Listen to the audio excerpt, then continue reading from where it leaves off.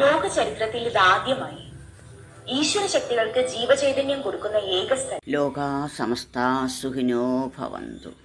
എല്ലാ ആൾക്കാർക്കും നന്നായിട്ട് അറിയുന്ന കാര്യവും അത് മറച്ചു പിടിച്ചിട്ട് അങ്ങനെ അല്ല എന്ന് വരുത്തി തീർക്കാൻ കൂടുതൽ ശ്രമവും നടത്തുന്ന കാര്യവും. നമ്മൾ ഏത് പ്രവൃത്തി ചെയ്താലും അതിൻ്റെ ഫലം നമ്മളിൽ തന്നെ വന്നു ചേരും.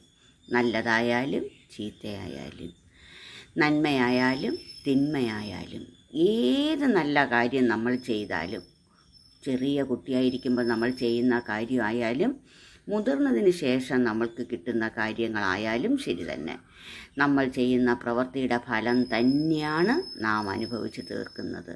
പിന്നെ ഇതിൻ്റെ ഇടയിൽ മുൻജന്മമുണ്ടോ, അതുപോലെ തന്നെ കർമ്മഫലങ്ങളുണ്ടോ എന്നെല്ലാം ചോദിക്കുന്ന ചോദ്യങ്ങൾ വളരെ കൂടുതലാണ്.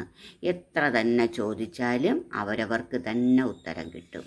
കർമ്മഫലം ഉണ്ടെന്നുള്ളതും പൂർവ്വജന്മം ഉണ്ടെന്നുള്ളതും വീണ്ടും വീണ്ടും വീണ്ടും ഓരോരോ കാര്യങ്ങൾ ചെയ്യുന്നതിനനുസരിച്ചുള്ള ഫലം കിട്ടും എന്നുള്ളതും 100% ഉത്തരവും അവർക്ക് തന്നെ കിട്ടും.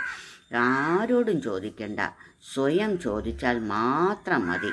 തന്നിൽ നന്മയുണ്ടോ, തന്നിൽ തിന്മയുണ്ടോ, തന്നിലെ ദോഷങ്ങൾ മാറ്റണോ, തന്നിലെ ദുരിതങ്ങൾ മാറ്റണോ എന്ന് സ്വയം ചോദിച്ചാൽ അതിനുത്തരം കിട്ടും എന്നുള്ളത് ഉറപ്പാണ്. ഈ ഉറപ്പിനെ മറച്ചു വച്ചിട്ടാണ് മറ്റുള്ളവരുടെ പിന്നാലെ പാഞ്ഞ് എത്രത്തോളം ദുരിതവും ദുഃഖവും വേദനയും അവർക്ക് കൊടുക്കാമോ അതെല്ലാം കൊടുത്ത് തനിക്കിങ്ങനെ പറ്റൂ, താൻ ചെയ്യുന്നതെല്ലാം ശരിയാണ്, തങ്ങൾക്ക് മാത്രമേ ബുദ്ധിയും ശക്തിയും യുക്തിയുള്ളൂ എന്ന് വാദിക്കാൻ മടിയുള്ള ആൾക്കാരുടെ എണ്ണം വളരെ കുറവാണ്. എത്രത്തോളം തന്നിൽ തന്നെ അത് നോക്കിയെടുത്ത് ശ്രദ്ധയോടെ കൈകാര്യം ചെയ്ത് മുന്നോട്ട് പോകുന്ന ഏതൊരാൾക്കും മനസ്സിലാവും തന്നുള്ളിലെ ഈശ്വരൻ പ്രവർത്തിക്കും. എല്ലാത്തിനും സാധിച്ചില്ലെങ്കിൽ അതിനതിൻ്റേതായ വഴികൾ വേറെ കാണും.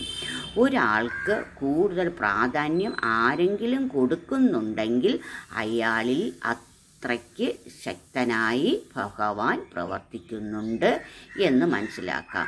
എല്ലാത്തിനും ഒരു നേതാവ് കാണും. ആ നേതാവ് നല്ലവനാണെങ്കിൽ മാത്രമേ അണികളും അതുപോലെ നല്ലതായിരിക്കുകയുള്ളൂ. ഏത് കാര്യത്തിലും ഒരു അധ്യാപകൻ നല്ലതാണെങ്കിൽ മാത്രമേ വിദ്യാർത്ഥികൾ നല്ലതായിരിക്കുകയുള്ളൂ. 100% കാര്യം അല്ല പറയുന്നത്. നമ്മളെ ഏറ്റവും പ്രധാനപ്പെട്ട ഒരു കാര്യം തന്നെയാണ് ഒരു വൃക്ഷം നമ്മൾ നടുമ്പോൾ. ഒരു വൃക്ഷത്തിനെ ഒരിക്കലും നടാൻ പറ്റില്ല. ഒരു വിത്ത് നടുമ്പോൾ അത് വളർന്ന് വലുതാകുമ്പോൾ നമ്മൾക്ക് നന്നായിട്ടറിയാം ഇതിൻ്റെ കായ് ഫലം എങ്ങനെ ആയിരിക്കും നമ്മൾക്ക് കിട്ടുന്നത്. മുമ്പുള്ള ആൾക്കാർ പറയാറില്ലേ, പഴമക്കാർ പറയാറില്ലേ, മൂട് നന്നായാൽ ശിഖരങ്ങൾ നന്നാകും, മൂട് കെട്ടതാണെങ്കിൽ ശിഖരങ്ങൾ താനേ കെട്ടുപോകും. അതിൻ്റെ അർത്ഥം ഇത് തന്നെയാണ്. നമ്മളുടെ നേതാവായാലും നമ്മളെ നിയന്ത്രിക്കുന്ന ആളായാലും നമ്മുടെ അധ്യാപകരായാലും ആരായാലും നമ്മളെ നിയന്ത്രിക്കുമ്പോൾ അവർ നല്ലതായിരിക്കണം. സസ്യത്തിൻ്റെ മൂട് നല്ലതായാൽ ശിഖരങ്ങൾ ഓട്ടോമാറ്റിക്കായിട്ട് തന്നെ നല്ലതായി തീരും എന്ന് പഠിപ്പിച്ചു കൊടുക്കേണ്ട കാര്യം ഇല്ലാത്തതുപോലെ തന്നെയാണ് ഒരു നേതാവ് നല്ലതായാൽ, ഒരു ആൾ നല്ലതായാൽ അയാൾക്ക് ചുറ്റിപ്പറ്റി നിൽക്കുന്ന ആൾക്കാരും ഓട്ടോമാറ്റിക്കായിട്ട് നല്ലതായി തീരും. അതിൽ പരാജയം സംഭവിക്കുന്നെങ്കിൽ നേതാവിൻ്റെ കുറ്റമല്ല, ആ അണികൾ എടുക്കുന്ന രീതിയുടെ കുറ്റമാണ്. അതാർക്കും മനസ്സിലാക്കാൻ സാധിക്കുന്ന കാര്യം തന്നെയാണ്. സ്വയരക്ഷയ്ക്ക് വേണ്ടി അവർ മറച്ചു പിടിക്കുന്നതിൽ ഒരർത്ഥവും ഇല്ല. ഇന്നല്ലെങ്കിൽ നാളെ ആയാലും അമ്പേ പരാജയമായിട്ട് തന്നെ വലിയ വലിയ വലിയ ദുരിതങ്ങളിലും ദുഃഖങ്ങളിലും തന്നെ പോയി ചെന്ന് ചേരുകയുള്ളൂ. കൂടെ ആരും ഉണ്ടാവില്ല. അവനവൻ തന്നെ അനുഭവിച്ച് തീർക്കേണ്ടി മാത്രം വരും. ഇതാർക്കും അറിയാത്ത കാര്യമല്ല, ആർക്കും മനസ്സിലാക്കാത്ത കാര്യവുമല്ല, മനസ്സിലാവാത്ത കാര്യങ്ങളും അല്ല. മനസ്സിലായില്ല എന്ന് നടിച്ചു മുന്നോട്ട് പോകുന്നതിനനുസരിച്ച് നാശവും ദുരിതവും ഒപ്പം കൂട്ടുചേരും. ആ കൂട്ടുകെട്ടിനെ നമ്മൾ തന്നെ ഉപേക്ഷിച്ചില്ലെങ്കിൽ വളരെ വളരെ നാശത്തിലേക്ക് നമുക്ക് എത്തിച്ചേരാൻ കഴിയൂ. അസൂയ എന്ന വലിയ ഒരു മാറാരോഗത്തിനെ നെഞ്ചോടെ ചേർത്ത് പിടിച്ചിട്ട് ഇതാണ് എൻ്റെ സന്തോഷം, ഇതാണ് എൻ്റെ സുഖം എന്ന് വിചാരിക്കുന്ന ഒരാൾക്കും മുന്നോട്ട് പോകാനും കഴിയില്ല. എന്ത് വേണം, ഏത് വേണം എന്ന് തീരുമാനിക്കാനുള്ള സർവബുദ്ധിയും എല്ലാവർക്കും ഭഗവാൻ കൊടുക്കുന്നുണ്ട്. നമ്മൾ വളർത്തുന്നതിനനുസരിച്ച് മാത്രമേ വളരുകയുള്ളൂ. നമ്മൾക്ക് നേടണം എന്ന് വിചാരിക്കുന്ന കാര്യം മാത്രമേ നമ്മൾ നേടാറുള്ളൂ. അതുമാത്രം വിചാരിച്ചാൽ മതി. എല്ലാ ആൾക്കാർക്കും ഈ മഹാഭാഗ്യം കിട്ടും. എല്ലാ ആൾക്കാർക്കും ഭഗവാൻ ഇത് കൊടുക്കാനും കഴിയും. എടുക്കാൻ കഴിയുന്ന ആൾക്കാർക്ക് മാത്രമേ കിട്ടുകയുള്ളൂ.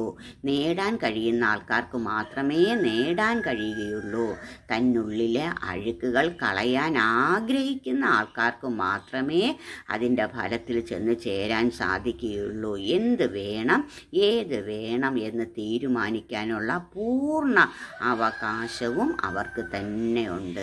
ഏതൊരാളും എന്താവണം, എന്തായിത്തീരണം എന്നുള്ള ബോധവും ഉള്ളിൽ തന്നെ നിറയ്ക്കേണ്ടതായ ഉത്തരവാദിത്വവും അവനവനിൽ തന്നെയുണ്ട്. വളരുക, വളർത്തുക, ഉയരുക, നേടുക. എല്ലാ കാര്യങ്ങളും സന്തോഷത്തോടെ മുന്നോട്ട് പോകും.